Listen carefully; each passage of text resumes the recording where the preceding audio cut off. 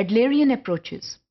Classroom discipline की जब बात होती है और जब ऐसे प्रोग्राम्स तश्कील दिए जाते हैं जिनका मकसद जो है वो proper maintenance of behaviour and management होता है, तो उसमें एडलेरियन अप्रोच जो है उसका बहुत अहम किरदार है।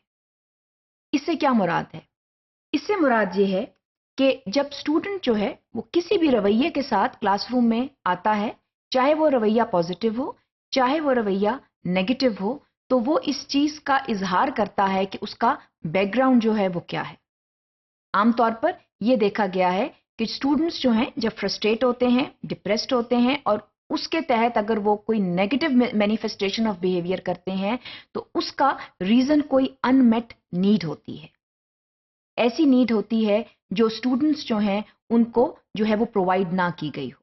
Now this unmet need can be from the domestic front और it can be from the classroom front.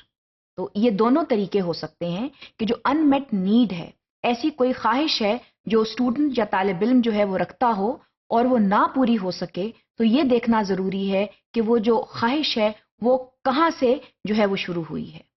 क्या उसके वालिदैन जो हैं उसकी ख्वाहिश पूरी नहीं कर सकते, या जो क्लासरूम टीचर है वो उसकी ख्वाहिश पूरी नहीं कर सकता। तो कोई भी जो फ्रस्ट्रेटिंग बिहेवियर है उसका जो है बेस है वो कोई अनमेट नीड होती है।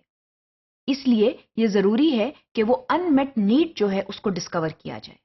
It is important to discover that unmet need which can either stem from home और it can be in the classroom. It can be something from the teacher, or maybe there is some kind of a peer pressure around that particular student which has led to that unmet need. तो इसलिए ये बहुत ज़रूरी है जानना कि जो student है उसका जो ख़ास रवैया है जो कि अगर नेगेटिव है तो उसका कॉज क्या है. It is important to discover that cause, and that cause probably is based on some unmet need. तो ये जो मैलअडैप्टिव बिहेवियर है स्टूडेंट का, ये मैलअडैप्टिव बिहेवियर जो है इसको सतही तौर के ऊपर डील नहीं किया जा सकता. It is very important to go deep and discover the reason for that maladaptive behaviour. इसीलिए जो टीचर की ट्रेनिंग है, टीचर की प्रोफेशनल डेवलपमेंट है, क्लासरूम मैनेजमेंट और डिसिप्लिन में ये बहुत ज़रूरी है, क्योंकि हर तालिब इल्म जो है वो एक मुख्तलिफ रवैये के साथ क्लासरूम में आता है, और अगर रवैया जो है वो मैलअडैप्टिव है जो कि एक अनएक्सेप्टेबल रवैया है, तो फिर यह देखा जा सकता है कि उसका कॉज क्या है. और एडलेरियन अप्रोच ये कहती है कि उसका कॉज जो है वो आमतौर पर कोई अनमेट नीड होता है.